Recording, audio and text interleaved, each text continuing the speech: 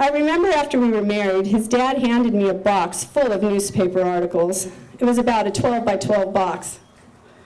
You may not know that he was selected as the quarterback for the San Gabriel Valley All-Century team. His brothers told me that he won 3 CIF champions and was a CIF Player of the Year. I was around when he won 20 gold medals in the police Olympic Games, and when he placed first on the lieutenant's exam, yada, yada, yada. I could go on and on, but I don't care about the sports stuff. Here is a story that impressed me. Early in our marriage, I'll never forget it, we were sitting in Denny's, that's all we could afford, and an elderly man came up to us, and he looked at me and he said, "As long as I live, I will never forget the thrills that this young man gave me on the football field." That was something for me. I guess I married an athlete at that point, I realized. Everything Jim does, he gives 100%, whether it's playing sports, answering Jeopardy questions, playing cards, graduating as the honor cadet of his academy class, or beating his kids at a game of checkers. And I don't mean when they're 16 and 17, they're like 4 years old. 4. Jim is a fan, I know you're still wondering, who does that? Jim does. Jim is a fantastic father. He left most of the raising the baby stuff to me, but as soon as it could speak, and if we happened to be at a fancy restaurant, he would look at them and he would say, "One day, if you make it into the big leagues, you can eat like this every day." I know. Everything is an adventure with Jim Wolak. It's nonstop entertainment. He's fun to be around because you never know what's coming next. In fact, with each decade, Jim reinvents himself. He likes to say, "Donna, you just wait to meet the 40-year-old Jim. Now, Donna, just wait to meet the 50-year-old Jim." It's very smart because he keeps me wanting more. What's the 90-year-old Jim going to be like? I can't wait. I got to be around for that. Jim, God didn't give you a career in the NFL or the big leagues. He only gave you 4 lousy kids, and I know you wanted 10. But I think you did all right. I think we've done all right. We were just 2 young newlyweds trying to make a go of it. You've never said no to me, ever, and I hope that trend continues. Jim, you are so many things to so many people. You are smart, you are funny, you're handsome, you're a loyal friend, an incredible writer, and a competitive teammate. Yet, to me, you are my best friend, my husband, and the father of my children, I hope.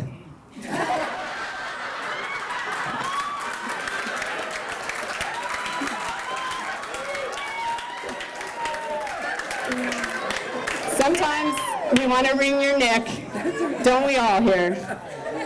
Jim, you are the love of my life. Happy birthday.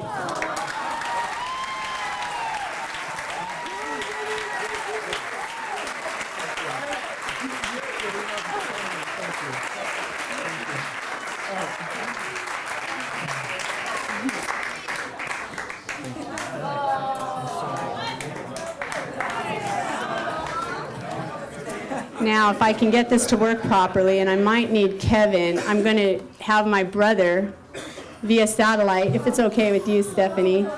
You have seen this, right? Okay.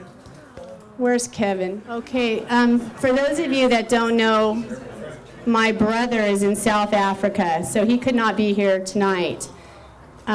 So he taped a very quick message because it's difficult to download a lot of information. So he videotaped a quick message for Jim, and I'll do my best for you to hear it. Jimmy, I gotta talk fast, buddy. I love you, and I'm sad I'm missing your party. I know how much effort Donna put into it. You mean a lot to us, brother, and I hope the day is a wonderful day for you. I was thinking what I was gonna say, and I think what comes to mind the most here is in Africa, everything's the big 5, the alligator, the hippo, the rhino, the giraffe, yada, yada. I'm wondering here, I think you, Jimmy, live on the big 3, character, integrity, and faith. And I think most of all faith, Jimmy. Because of that, people want to follow you. You're a great leader, Thanks for loving my sister. I hope you have a wonderful birthday. And I miss you, and I wish I could be there. Love you, buddy. Well, I'm up here. I'll say one thing too. On behalf of my brother, who would do anything to be here, he's in Afghanistan right now. We just want to wish you a happy birthday, and we love you, and you're a fantastic uncle to me and a fantastic godfather to my brother. And we'd do anything for you, and we'll always be here for you. Thank you.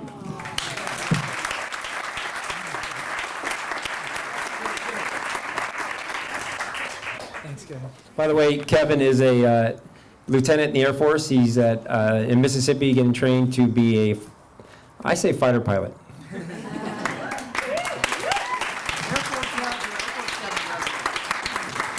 Good evening. I'd like to introduce a man with a lot of charm, talent, and wit. Unfortunately, he couldn't be here tonight. I present Jim Wolak. I have to be honest, I assumed when Jim would have a 50th birthday party, with the amount of friends that he'd have, it would be held in a phone booth. I am Jason Wolak. I'm Jim's very younger and more handsome brother. I've been looking forward to this day for a long time, and Jim was born in 1963, and if you look at the pictures, he still has the same smile, same tough look to his face. So you really got to look at all the pictures, because Jim will go from the whole wide range of smile to frown to intensity. Being that I was Jim's younger brother, I was told that he was a mischievous little boy. In fact, I was told that in kindergarten, he midday just decided to walk home from school because he had an issue with the fact that he was told that he wasn't allowed to ride the bike as long as he wanted to during the lunch break. So he commenced to walk the way home from school. And you can imagine if that happened today. Jim runs home from school, principal goes in pursuit of him. Jim gets home, hides underneath our parents' car. For you policemen out there, that's a barricade, right? Jim surrendered and did his penance. When I was about 12 years old, I was the ball boy in Jim's Sav Championship team. In fact, we have the head coach of that football team here tonight, Rick Brown, a man that I have a great deal of respect for. When I was the ball boy of that team, I was like any other boy, and I had heroes that I wanted to emulate in every way, whether it be wearing their jersey number or emulating their batting stance. All boys have people they want to emulate. Well, when I went to high school, there was no doubt what number I was going to wear, and that number was number 7, because Jimmy Wolak wore that number. If you saw Jimmy play, he was lightning in a bottle. He was also looking for opportunities to take strategic advantage of his opponent, which made him a very dangerous player. I can also vividly remember Jim's work ethic. He would stay long after practice, throwing passes to anybody available, and most of the time that was me. Those were great days. Many people would describe Jim as a competitor. I would say that's accurate. In fact, when Jim was a young deputy at Men's Central Jail, they have what they call the Baker to Vegas run, and that's a run where 20 runners run 120 miles through the desert. And let me tell you something, it's miserable. And there's 2 types of people that do this. There's people that run it, or I shouldn't say run it, there's people that finish it and thank God that that they're conscious after it. And then there's guys like Jim that push it so hard that he was running just over 5-minute miles for 6 straight miles. And there's people in this audience that have seen him do it. And when he's finished, his face is completely gray.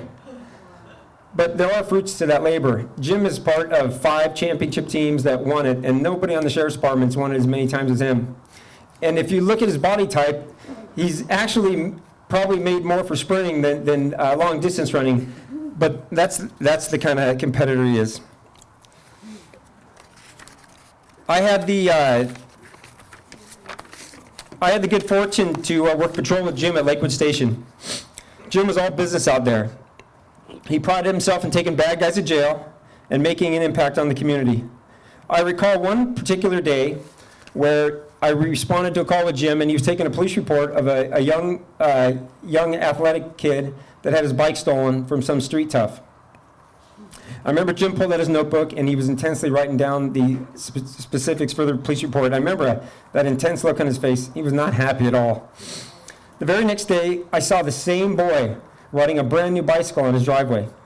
I pulled my police car over, and I talked to him. When I got out of my car, the boy's mother came running up to me. She was about 300 pounds. She came up to me and gave me the biggest hug. Obviously, that mother she was very emotional. She thanked me. Apparently, she had Jim and I confused. Unbeknownst to me, Jim had taken that boy the night before and took him to get a brand new bike that he obviously paid for from his own money, and he didn't tell anybody about it. Not even me. If you know Jim, he's probably one of the most selfless and generous people. Jim's greatest accomplishment is his wonderful family. He's a very proud father. He has 2 wonderful girls and 2 remarkable boys. The girls, Mary and Sarah, possess beauty and a genuine kindness that I have the pleasure to witness on a daily basis. He has 2 boys, BJ and Michael, and the 2 are best friends. I know Jim and Donna planned it that way. As you may know, BJ is attending the United States Military Academy at West Point.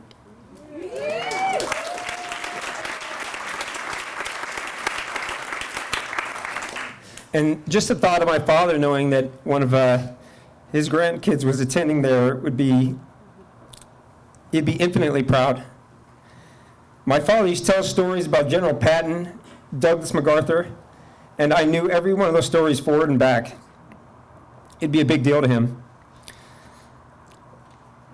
But I know that my dad would be just as proud if he knew Jim was a captain at East LA. We have so much to be proud of. In closing, Jim is far from perfect. However, he is someone that you want on your side when things get tough. I'm reminded of a poem, The Victor, when I think of Jim. The final verse states, "Life's battles don't always go your way. They don't always go to the stronger or the faster. But sooner or later, the man who wins is the man who believes he can." Happy birthday, Jim, and may God continue to hold you in the palm of his hand.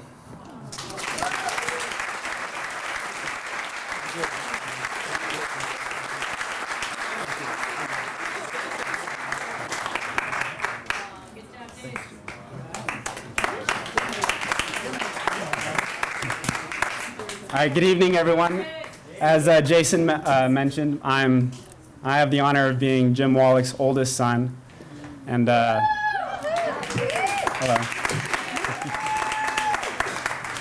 There's a few things I wanted to say about my father. Just to give you an example of the type of man my dad is. I remember countless occasions when I was young, and my dad, he'd work 16-hour shifts, then he'd come home, sleep for a few hours, then leave right back again for another 8-hour shift. And remarkably, not once did he lose his temper through all this. My dad did this because he loved his family. He wanted us to feel secure and to never have to worry about money. And I'll tell you, we never have. He gave us a very carefree childhood, and I can never thank him enough for that. And my dad, some people would say he's a little rough on me as a child. And they wouldn't be wrong. He was a little rough on me. But now that I'm older, I understand his old school parental methods. They make perfect sense to me. Because of the way my dad raised me, my time in the military has been a breeze.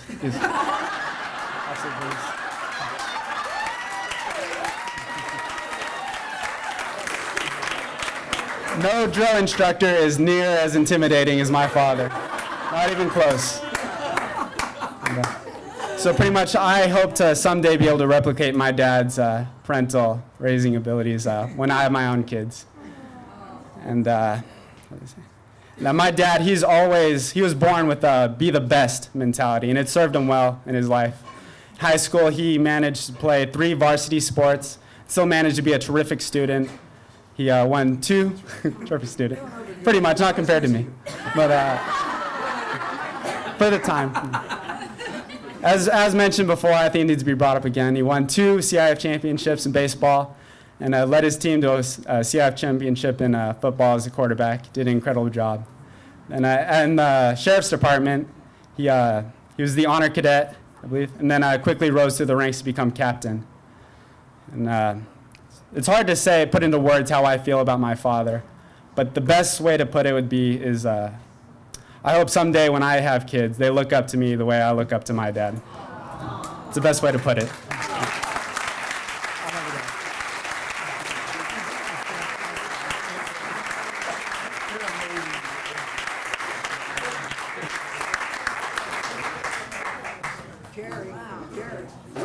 Jerry, I don't know.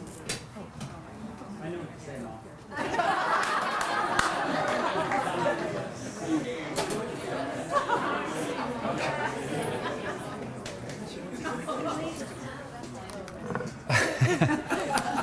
Wow.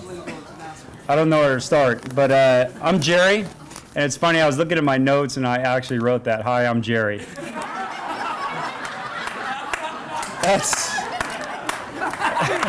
That is so embarrassing.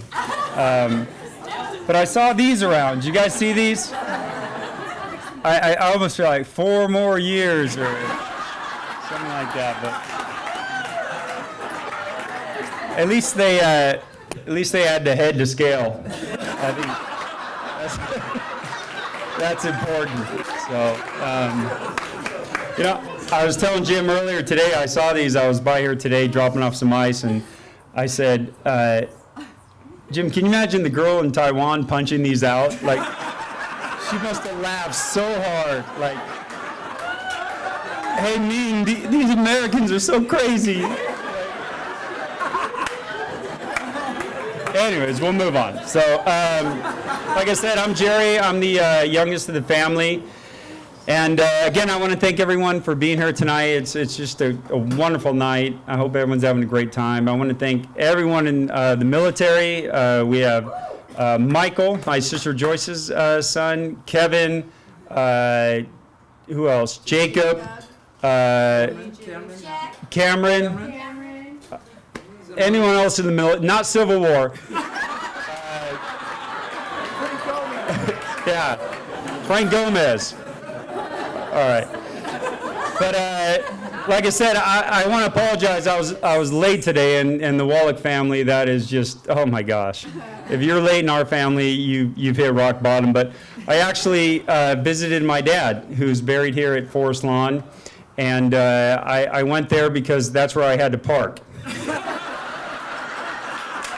Did anyone carpool?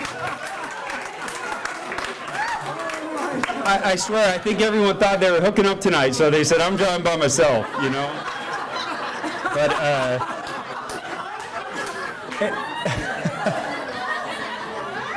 anyways, I have so many stories to tell about our family and Jim, and honestly, it would be all night, but I want to pick a few.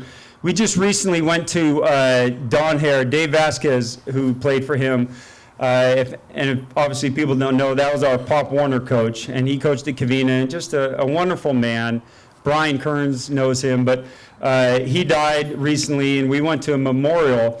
And you have to understand what it's like to be a Wolak. Anytime we see a coach, I saw Bill Viverto here, and Rick Brown, and all these former coaches. Bill Viverto fans, huh?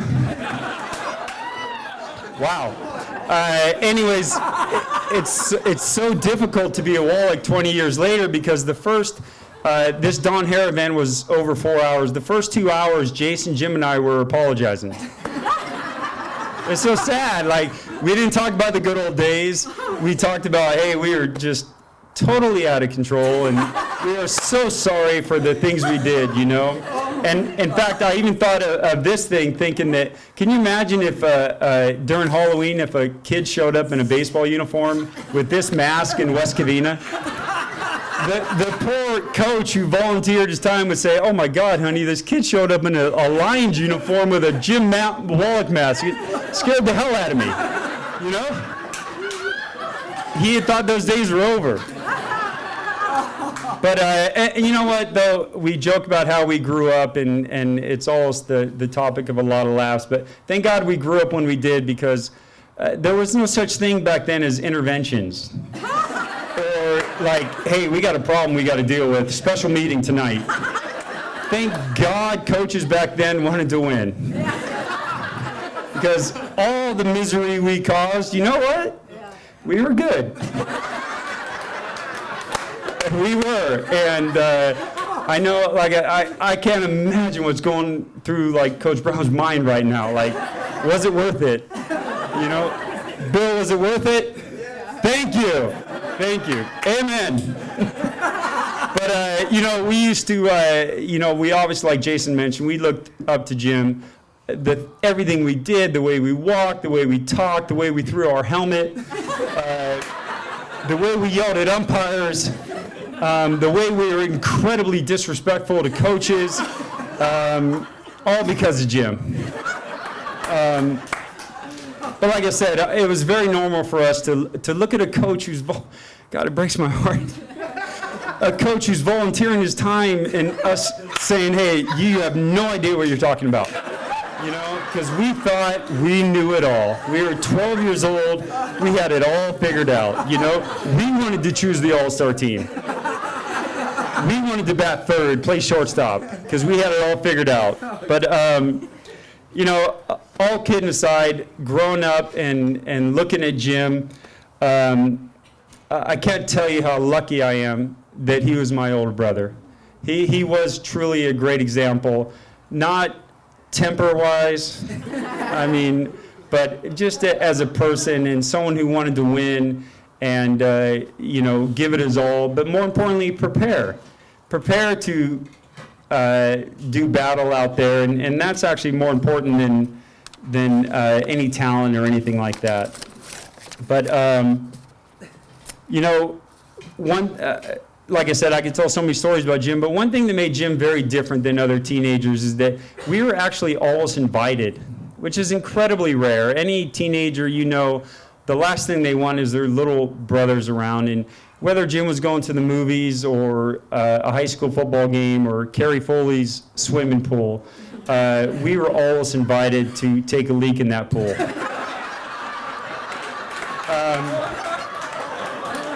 I never told you that, Carrie, but it was true. And also, too, you know, Jason and I were the ones that tried to hang on to Jim's coattails the hardest, and I'll tell you, we weren't the best kids. And Jim would invite us to places where it was all teenagers and Jim's teammates, and sometimes his teammates would tease Jason and I, and we'd look at them and go, you know, my brother thinks you stink. So don't tell me, you know, don't tease me. You know, you couldn't catch a cold. And like I said, we were irritating and all those things. And Jim actually, it was quite the liability to bring us along because it was really hurting his social life.